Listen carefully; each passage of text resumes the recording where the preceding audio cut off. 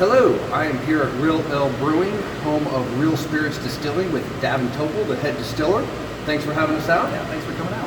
So we're here to talk to a little bit about what Real Spirits is, and so they know what they want to buy or not. Yeah. All right. So how long has Real Spirits been in business? Real Spirits was first conceived back in 2014. That's when we actually acquired our DSP. We started distilling in 2015, and we put away our spirits for 2 years, and we started selling our spirits in 2017.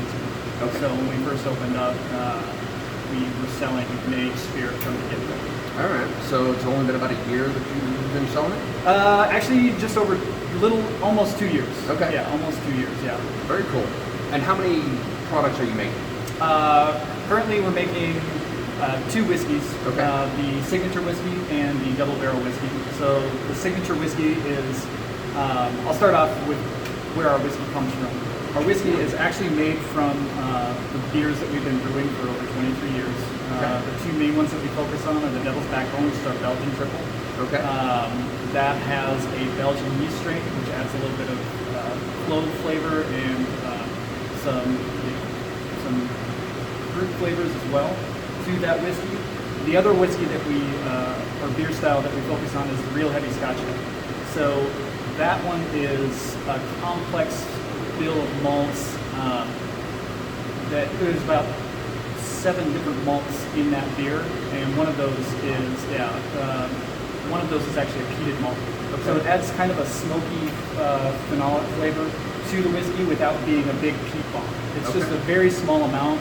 And it just adds a smoke complexity to that whiskey. What we're doing here is I'm making whiskey. The brewers are making the beer the way they normally would. They just don't add hops. Okay. I don't really care for. And why do they not add the hops to it? I don't care for how hops distill on the back end. I like whiskey. Right. I like beer, but I don't like beer in my whiskey. So, fair enough. Yeah. So hops is a big flavor contributor to beer, but it's not a very favorable contributor in whiskey. So we leave the hops out. I then get that beer at about 8% and distill it into whiskey.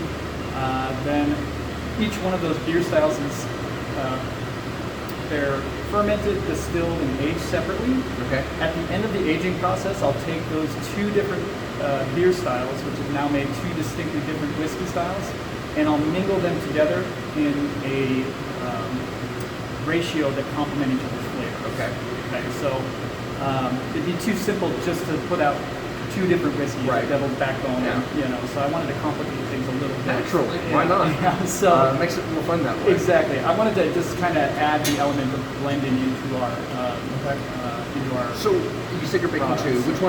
Which one's kind of your flagship that you're going to have, people are going to find most readily? The flagship one is going to be the signature. Okay. So those 2 different whiskey styles that I'm mingling together, that's what makes up our signature whiskey. Okay. And that is going to be available year round. Okay. And the double barrel is simply taking one of those. I find a single barrel, and I harvest that whiskey out of that barrel, and I rebarrel it into typically a wine barrel. Okay. But I'm sourcing my secondary barrels from around the Texas area to give it another texture of the Texas terroir. And so I'm using vineyards like William Chris, Great Creek Vineyards. I have plans to use other distilleries. A lot of the other distilleries that are making whiskeys here in Texas are good friends of mine. So it just, again, adds another layer of Texas flavor to our whiskey. Yeah, that's a lot of fun. Okay, so you said it's malt, so both whiskeys are 100% malt, yes. Correct? Yep. Okay. Yep. All right, and right now, currently you can only get it here at the distillery, is that correct? That is correct, but we are going to be distributing here very soon. I'm thinking we should be on shelves. Yeah, we should be on shelves. We're actually going to have a limited release on shelves I'm not sure if I can share this yet. So I'll leave that. Very soon. Soon, people. Within I'll see this if I first can't pry it year. out of them later. If you follow Real Ale Brewing Company's website, you'll be one of the first to know where to find this specialty release on the shelves. But we should be readily available and distributing on most of the shelves in Texas by Q1 of next year. Very cool. And, follow us on the Texas Whiskey Festival channels, and we'll do our best to keep you up to date as soon as we can pry it out of you. So, we've already talked about what Real Spirits is doing with some of the whiskeys, but let's kind of talk about how did you become a distiller? So I actually lived in Utah for about 12 years. Moved to Texas about 4 years ago, and welcome. Thank you. While I was living in Utah, and lo and behold, High West came to Park City, Utah. And so after talking to the head distiller over there and telling him what I know, what my passions are, where my passions lie, he decided to go ahead and take me on as a distiller over there. So I worked for High West, pretty cool. Yeah. So and I worked for High West for 2 years. It was a great experience. It's where I kind of honed in on my distilling practice. I learned a lot from propagating yeast all the way up to the mashing and then finally distilling.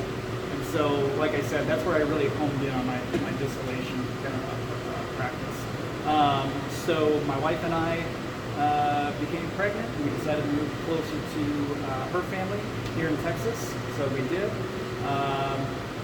When I first moved here, I didn't have a job, but about a month in, I found a job, but wasn't exactly what I was looking for. Right. The job market in the distillation market here it's kind of saturated. It's hard to get into. It's a tight knit family. Yeah. So I just kept on applying. After about 2 years, was able to get a job here at Real Brewing Company as their head distiller, and I couldn't be more happier. Total creative freedom and the whiskey is fantastic. So kudos to him. All right. So, what's your favorite thing about being a distiller? I think I just said it. It's that total creative freedom. Okay. Which you don't really get at a lot of distilleries. Working at a lot of distilleries, I feel like. I think working for Real Brewing Company and allowing me to explore everything that I want to do has been a real blessing in this industry. Okay. So coming from Utah and having some distilling experience there, in your opinion, what makes Texas whiskey unique? Yeah. So what makes Texas whiskey unique is really the region that we're in. It really has to do with the climate that we're in and the different. The way I explain it is that Texas has a longer growing season.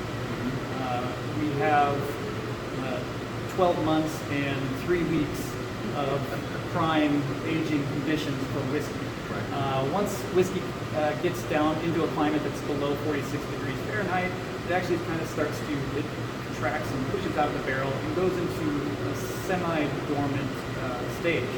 And so here in Texas, we literally have prime aging conditions. All but 2 days. Right. We may have a few days, and we actually had some earlier this month.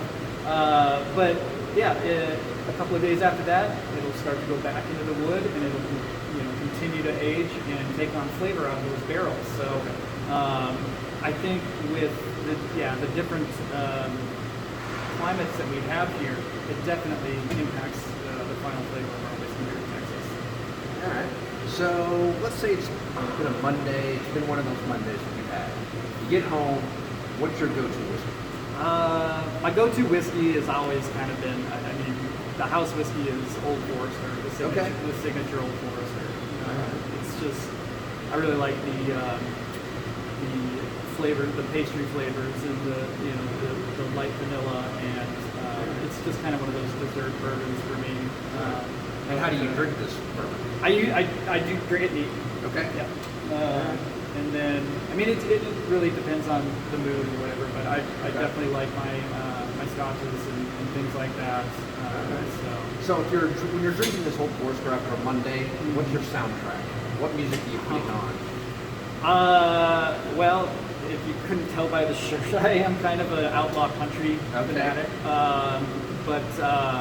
The new outlaw country that's coming about with Sturgill Simpson, Whitey Morgan, and but again, Waylon Jennings and Willie Nelson. I can't deny the old voice. All right. So you don't want to drink your whiskey neat, what's your go-to cocktail? My go-to cocktail is typically if I'm going to make a cocktail, I typically make something with mezcal. I really love mezcal. All right. I like the complexities that are in mezcal.